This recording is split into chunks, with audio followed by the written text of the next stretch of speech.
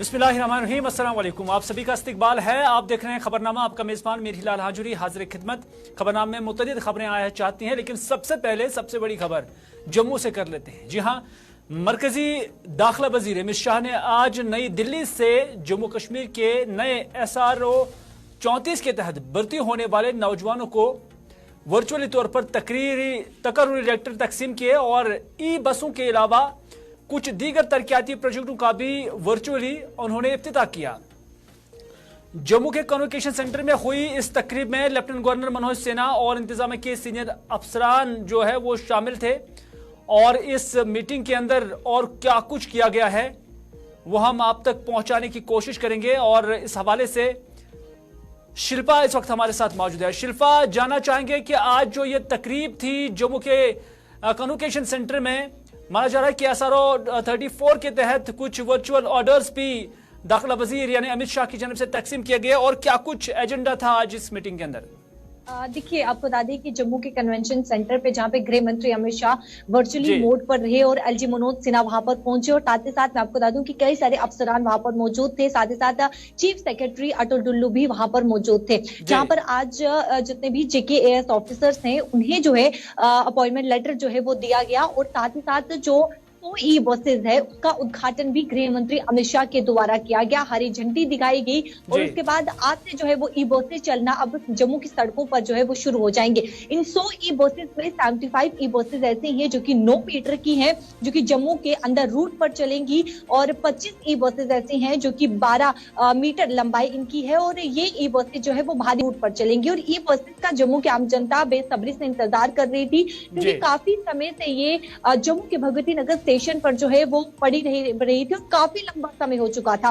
और इससे पहले की बात करें तो जहां पर गृह मंत्री अमित शाह जम्मू के दौरे पर आने वाले थे और ये बसेज को उद्घाटन करने वाले थे, हरी झंडी जो है वो दिखाने वाले थे, लेकिन मौसम के खराब होने की वजह से रद्द कर दिया गया दौरे को। और आज जो है वो हरी झंडी दिखाई गई, जहां पर जम्मू की आम जनता भी बेहद खुश है। और साथ ही साथ मैं आपको ये भी बता दूं कि इनका जो किराया है वो काफी ज्यादा कम रहने वाला है। इसकी खासियत की बात करें तो ये खासियत यानी कि AC इनमें है, साथ ही साथ जो दिव्यांग लोग हैं उन्हें भी काफी ज्यादा फायदा इसमें पहुंचने वाला है। हीटर इसमें है, कैमरा इसमें है, और किराया जो है वो काफी ज्यादा कम है। तो आम जनता के लिए ये बेहद ही आनंद और आमदायक शिल्पा, जैसा कि हम देख रहे हैं कि इससे पहले भी कश्मीर के अंदर इस तरह की बसेस चलाई गई थी, कि क्या जम्मू के अंदर आज ये पहला लॉट आज इनॉग्रेट हुआ, या कि फिर इससे पहले भी एक बसेस यहाँ पर चलते थे?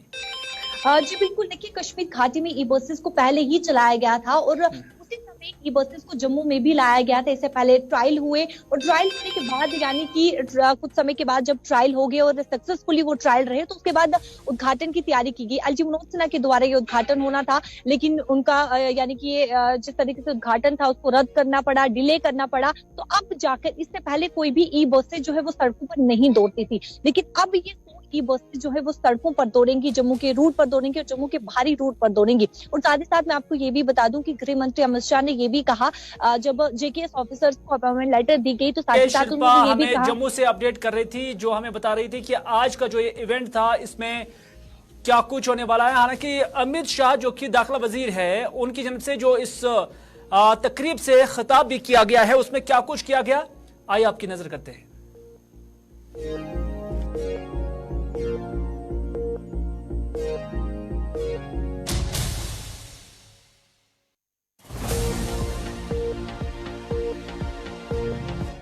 हो रहा है वो अनेक रूप से महत्वपूर्ण कार्यक्रम है। सबसे पहले तो ई बस सेवाओं का शुभारंभ हो रहा है। 100 फुल AC ई बस आज जम्मू के लोगों के लिए इसका लोकार्पण हुआ है। लगभग 561 करोड़ रुपए की लागत से 12 साल के लिए बसों का ऑपरेशन और मेंटेनेंस दोनों करने के साथ इस प्रोजेक्ट की शुरुआत हुई। मोदी जी के नेतृत्व में भारत ने समग्र विश्व के अंदर पर्यावरण के लिए जागृति फैलाई है, पर्यावरण की चिंताओं को विश्व में स्वीकृति दिलाई है, और इसका इम्प्लीमेंटेशन सबसे अच्छे अगर दुनिया में कहीं पर हुआ है तो वो भारत में हुआ है।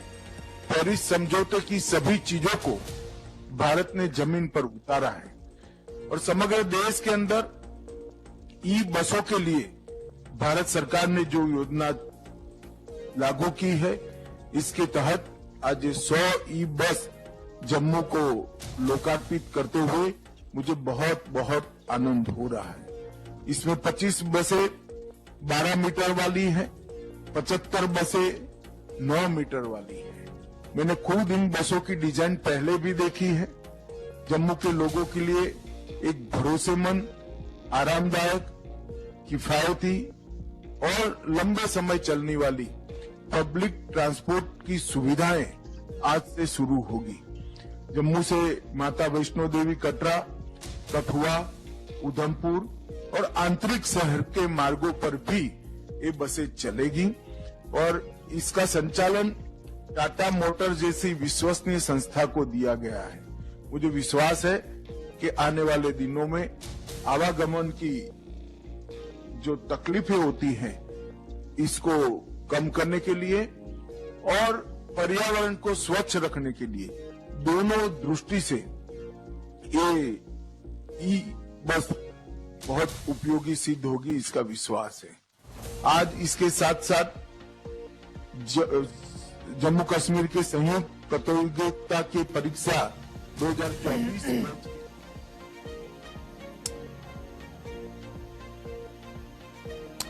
नाज़रीन, आज मुल्क भर के साथ साथ जम्मू कश्मीर में भी कौमी वोटर्स डे के हवाले से तकरीबात का इनेकाद किया जा रहा है। कौमी वोटर्स डे हर साल 25 जनवरी को मनाया जाता है ताकि जमहूरियत में वोट की अहमियत के बारे में बेदारी फैलाई जा सके। ये लोगों को इनके हक रायदही के बारे में जानकारी ये दिन फराहम करता है और ज्यादा से ज्यादा नौजवान वोटर्स को वोटिंग अमल में हिस्सा लेने की तरगीब देता है। वाज़ेह रहे कि 25 जनवरी 1950 में इलेक्शन कमीशन ऑफ इंडिया मौरज़ वजूद में आने के बाद इस दिन को मनाने के लिए कोई रिवायत नहीं थी। ताहम साल 2011 में 61 साल जब मुकम्मल हुए तो उसके बाद उस वक्त की सदर प्रतिभा देवी सिंह पाटिल ने 25 जनवरी को वोटर्स डे के बतौर मनाने का ऐलान किया। इस तरह से मुल्क में इस दिन की मुनासबत से तकरीबात का इनेकाद और सिलसिला शुरू हुआ। इधर आज वजीर आजम नरेंद्र मोदी ने वोटर्स डे के हवाले से एक तकरीब से खिताब किया, जिसमें उन्होंने मुल्क में वोट की अहमियत और अफादियत पर रोशनी डाली। वजीर आजम की इस तकरीब को श्रीनगर में बीजेपी दफ्तर में बराह रास्त सुना और देखा जा रहा था, जिसमें बीजेपी के लीडरान और वर्करों की खासी तादाद यहां पर मौजूद थी।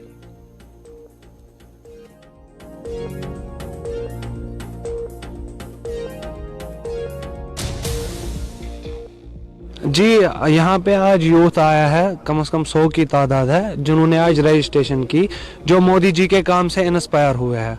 तो उन्होंने आज यहाँ पे रजिस्ट्रेशन की, वो नए वोटर है। जब यहाँ पे इलेक्शन होंगे तो उनका वोट मोदी जी को जाएगा। जी तो आप जी, ये तो सब देख रहे हैं यहाँ पे। अगर यहाँ पे मोदी जी ने कुछ काम ना किया हो तो ये इतना यूथ कहाँ आता है यहाँ पे। ये मानो कि ये सबको पता है, आज से 20 साल पहले यूथ के हाथ में पत्थर दिया जाता था, यूथ के हाथ में AK-47 दिया जाता था। आज हमारे हाथ में लैपटॉप है, पेन है, कॉपी है। जैसा हमारा मतलब ऐसे ही अगर हमारे लीडर हो तो हम उनको वोट देंगे। मैं यूथ को यही मैसेज देना चाहता हूँ कि समझो, देखो मोदी जी ने हमारे लिए कितनी काम की। मोदी जी हमारे हाथ में पेन देते हैं, कॉपी देते हैं, ना कि बंदूक पत्थर देते हैं। हमारी मैसेज यही रहेगी कि अगर मोदी जी इसके बाद भी हमारे लिए अच्छी काम करेंगे, हमारा वोट मोदी जी को जाए। जी, बहुत खुशी हुई कि इतना कुछ सुनने को मिला कि क्या क्या इनिशिएटिव्स है, क्या क्या एक आम आदमी की पहचान क्या क्या है, उनके वोट से ही पता चलता है। तो आज हमें न्यू वोट का नवादा ऐप से न्यू वोट रजिस्टर किया, न्यू वोट डालना है अभी, और हम न्यू वोटर हैं अभी। तो आप नए वोटर हैं, तो किस चीज़ को लेकर आप वोट देंगे जब इलेक्शन? जी, जैसा जैसा जितना अच्छा काम होगा तो उसी के हिसाब से हम वोट करेंगे। जी, मेरा फर्स्ट टाइम है, फर्स्ट वोट है। तो हमें मौका दिया है मोदी जी ने। तो इस साल जो हमारा फर्स्ट वोट है, हम यही उम्मीद करते हैं हमारा जो ये वोट है, हम अच्छे से अच्छे लीडर को चुने, मोदी जी को चुने। तो उसने हमको दरियासना आज श्रीनगर में वोटर्स डे के हवाले से चीफ इलेक्टोरल ऑफिसर की जानब से एक तकरीब मुनक्कद हुई, जिसमें डिविजनल कमिश्नर कश्मीर और जिला तरक्याती कमिश्नर श्रीनगर के अलावा दीगर मुत्तलकीन भी मौजूद थे। इस दौरान कई सारे नए वोटर्स में इलेक्शन शनाख्ती कार्ड भी तकसीम किए गए। इस मौके पर मीडिया से गुफ्तगू करते हुए डिविजनल कमिश्नर कश्मीर विजय कुमार बिदूरी ने कहा कि कश्मीर जहां वोट के मामले में पीछे था, ताहम इस बार उन्हें यकीन है कि अवाम पुराने सारे रिकॉर्ड तोड़ देगी। एक सवाल के पूछे जाने पर बिदूरी ने कहा कि कानून के मुताबिक मुल्क का कोई भी शहरी अगर यहां रिहाइश पजीर है तो उसे वोटर फहरिस्त में जगह मिल सकती है। अलबत्ता उन्होंने कहा कि इस हवाले से तमाम जो तफसीलात है वो मुत्तलिका महकमे के पास ही दस्तयाब है।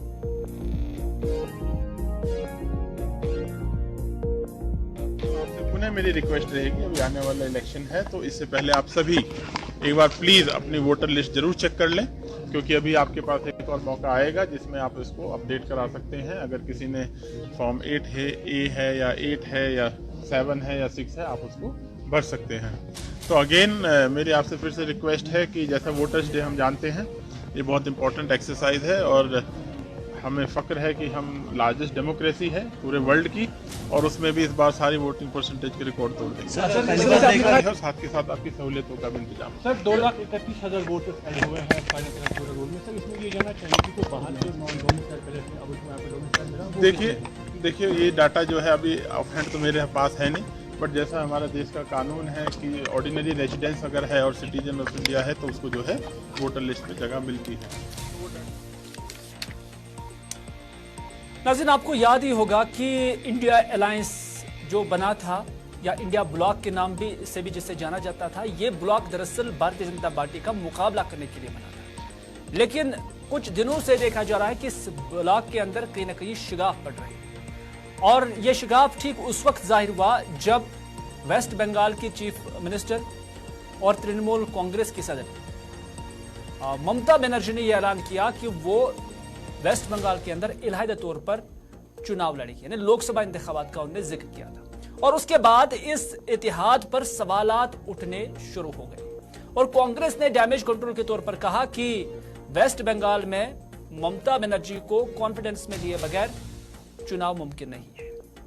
हालांकि इस हवाले से अगरचे मुतअद्दिद पार्टियां अपना रोल भी अदा करने की कोशिश कर रहे हैं ताकि जो डिफरेंसेस कांग्रेस और ममता बनर्जी के दरमियान हैं उन्हें दूर किया जा सके, लेकिन इस इंडिया ब्लॉक को लेकर भारतीय जनता पार्टी ने इन सभी जमातों को तनकीद का निशाना बनाया है और इस हवाले से इंडिया ब्लॉक को लेकर सवालात भी उठने लगे हैं। भारतीय जनता पार्टी के कौमी तर्जुमान तरुण चुग ने इस हवाले से इस इतिहाद पर तनकीद करते हुए कहा कि यह इतिहाद रेत का टेला है जिसकी कोई मजबूती ही नहीं है। उन्होंने कहा कि इसे आज भी गिरना है और कल भी ये तंजीमें अलग अलग लड़कर बने हैं और आज ये कैसे एक साथ रह सकते हैं, ये तरुण चुग ने हमारे नुमाइंदे ताबिश कमाल के साथ खुसूसी बातचीत में कहा है। ये गठबंधन रेत का टीला है जिसकी कोई बुनियाद नहीं है, कोई कंक्रीट नहीं है। ये आज भी गिरा और कल भी गिरा। ये तो सत्ता लिप्सा के लिए कुंठित मानसिकता वाले भ्रष्टाचारी परिवारवादी लोगों का जमावड़ा है। और रेत का टीला है। आइडियोलॉजी अलग है, सोच अलग है, विचारधारा अलग है, अलग अलग लड़कर बढ़े हुए हैं और एक दूसरे के खिलाफ लड़कर ही दल बने हैं और आज ये दल में फंस चुके हैं। एक बहुत अहम सवाल है सर, कांग्रेस पार्टी की तरफ से रामलला प्रदर्शन पर सवाल उठाए जा रहे हैं। आज दिग्विजय सिंह के बयान को आप कैसे देख रहे हैं? जिन लोगों ने कोर्ट में एफिडेविट दिया कि भगवान राम का अस्तित्व भी नहीं है, जिन्होंने 7 दशक 4 पीढ़ियां केवल राम जी का विरोध करने में लगाई कि जन्मभूमि पर मंदिर ना बने, उसके लिए जो कोर्ट गए, आज पूरे विश्व में राममय हो चुका है। पर ये लोग डिप्टी कमिश्नर बारामूला के साथ हमारे नुमाइंदे इरशाद भट्ट ने आज खुसूसी बातचीत की, जिसमें डिप्टी कमिश्नर ने कहा कि गुलमर्ग जम्मू कश्मीर की एक अहम सयाहती जगह है। उन्होंने इस बात का एतराफ किया कि इस साल बर्फ न होने की वजह से किसी हद तक सयाह कम हुए हैं, ताहम उन्होंने ये बात भी वजाहतन कही कि इसके बावजूद अच्छी तादाद में गुलमर्ग जो है जो सयाह है वो आए हुए हैं। उन्होंने कहा कि अभी सयाहों के लिए गुलमर्ग में नई सारी सहूलियात जो है वो दस्तयाब रखी जा रही है। डिप्टी कमिश्नर ने मजीद क्या कुछ कहा, उन्हीं की जुबानी सुनते हैं। तो पता है जो गुलमर्ग है डिस्ट्रिक्ट बारामूला का ही नहीं पूरे JNK यूटी का एक सबसे फोरमोस्ट टूरिस्ट डेस्टिनेशन है। तो इस साल थोड़ा बर्फ़ नहीं आने के कारण थोड़ा सा उसमें टूरिस्ट में डिसअपॉइंटमेंट है, पर मैं आपके तहत बताना चाहूँगा कि इसके डिस्पाइट भी गुलमर्ग में काफ़ी ठीक ठाक तादाद में टूरिस्ट है। इस साल भी जैसे पिछले कई सालों से हो रहा है, आपको पता होगा कि गुलमर्ग में अकेला जगह है JK यूटी में जहाँ पे हेली स्कीइंग का एक इनिशिएटिव शुरू किया गया है। तो ये पिछले 14 साल से चल रहा है। तो आपके थ्रू मैं सारे जितने भी स्पेशली स्कीयर्स या एडवांस स्कीयर्स उन सबको इन्फॉर्म करना चाहूँ तो हेली स्की जो टूरिज्म डिपार्टमेंट और GDA ने एक इनिशिएटिव स्टार्ट किया है वहाँ पे, बड़ी अच्छी इनिशिएटिव है जिसमें टूरिस्ट को हेलीकॉप्टर के थ्रू हाई पीक्स में ले जाते हैं स्कीइंग करने के लिए। तो इसके अलावा सारे बाकी जितने भी नॉर्मली इवेंट्स होते हैं, होपफुली इस हफ्ते बर्फ़ हो जिसके कारण से जो नॉर्मल हमारे वहाँ पे स्कीइंग एक्टिविटीज़ होती है, विंटर स्पोर्ट्स होते हैं, वो सब एकदम अच्छे से मुकम्मल हो। नाज़रीन, गुलमर्ग आप जानती हैं कि एक खूबसूरत सयाहती मकाम है और इस खूबसूरत सयाहती मकाम की तरफ दुनिया भर के जो सयाह है वो वारिद होते हैं, लेकिन इस एतबार से हैं कि गुलमर्ग सयाहती एतबार तो सही, लेकिन जो कुदरती हुस्न जमाल यहाँ पर है उसकी वजह से काफ़ी खूबसूरत है। लेकिन शुमाली कश्मीर के मारूफ सयाहती मकाम गुलमर्ग अफरवट पहाड़ी के दामन में बहने वाला नाला फिरोजपुरा जैसे दीगर 6 माविन नदियां भी यहां से निकलती है जो इस गुलमर्ग के बिल्कुल पास है। अवाम की लापरवाही के शिकार हो गए हैं। कैसे, वो हम आपको बताएंगे। लोग आंखें बंद करके घरों का सारा कूड़ा करकट, कचरा और गोबर इन नदियों में डाल देते हैं, जिससे इनका पानी नाकाबिल इस्तेमाल बन गया है। इस वक्त जब नाला फिरोजपुरा में खुश्कसारी की वजह से पानी की सतह काफी कम हो चुकी है, जिसकी वजह से पूरे सब डिवीजन में लोगों को पीने का साफ पानी के हवाले से जबरदस्त मुश्किलात का भी सामना है। फिर भी लोग अपने घरों को साफ रखने की गर्ज से बहते पानी में कचरा डालकर पानी नासाफ कर जाते हैं। और इस हवाले से इलाके के कुछ जो जिशऊर लोग हैं उन्होंने इस पर एतराजात उठाया और उन्होंने महकमे के साथ साथ लोगों को भी इस हवाले से मुतहरिक होने की तलकीन की है।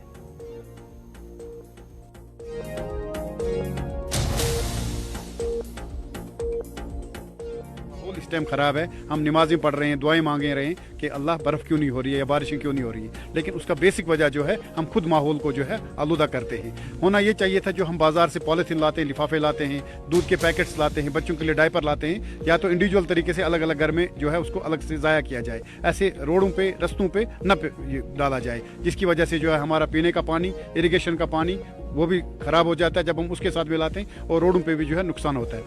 और साथ ही जो फॉरेस्ट डिपार्टमेंट है उनको भी चाहिए कि ऐसी जगह अगर उनका फॉरेस्ट वो चाहते हैं वाकई जंगलात बच जाएं, माहौल बचे, तो ये चीज़ें जो है उनको भी इस रोकथाम में जो है आगे आना चाहिए। और सबसे बड़ा हाथ होना चाहिए था जो रूरल डेवलपमेंट डिपार्टमेंट ने इनिशिएटिव उठाया था, ये सेंट्रल गवर्नमेंट का इनिशिएटिव है कि सफाई की तरफ से इतना ध्यान हुआ कि करोड़ों रुपए की जो है इस पर खर्चा हुआ, लेकिन खर्चा किस चीज़ पे हुआ, ये तो सारा यहीं पे पड़ा हुआ है, हर जगह रोडों में देखे तो उन्होंने किया क्या है उसकी भी एक पूरी तरह से इंक्वायरी होनी चाहिए। और साथ ही आप देखें, चाहे आप ये काजीपुरा से जो ही बस स्टॉप से नीचे उतरेंगे वहाँ से हमारे तक कम से कम होटल 10-20 बने हुए हैं। होटल में होना ये इसका मतलब ये नहीं है कि हम अपने आप को साफ रखेंगे, साफ कपड़े पहनेंगे, नहीं, बल्कि अपना माहौल भी साफ रखो।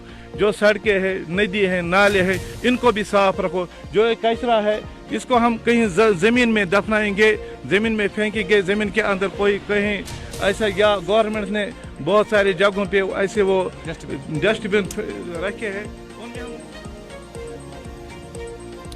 साफ पानी को आलूदा करने में आम लोग कोई कसर नहीं छोड़ रहे। कुलगाम के काडर गांवों से भी जहां से दरियाई बारथन गुजरती है, लेकिन इस दरिया में भी मकामी लोगों ने इतनी गंदगी डाली है कि जिससे ये पूरा दरिया नासाफ हो चुका है।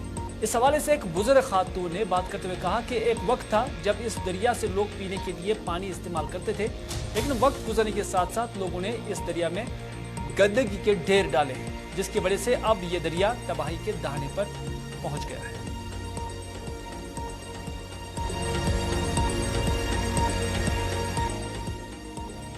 अच्छा तो कार्य मेरे नाम मोहम्मद रमजान कुछ तो यह कोलम पे गंदगी से त्रान ये दरिया वारा रोत यथ ब्रोट ये पे आब निवन ये गर क्या खतर मगर वनकस सह आब कीमतें से बिल्कुल गांधी बिल्कुल खराब आपकी पैसे वजन गांधी की योर दिखे बात हर रंग से आपको तकरीबन खाते आप कहाँ अच्छा ये दुनिया छोटा देश है छोटा रूप साफ शफाफ इसी इस्लाम के कारण आप उसमें घर खाते चारों की बातें इस कारण मगर वो पूरी दुनिया खराब असल तो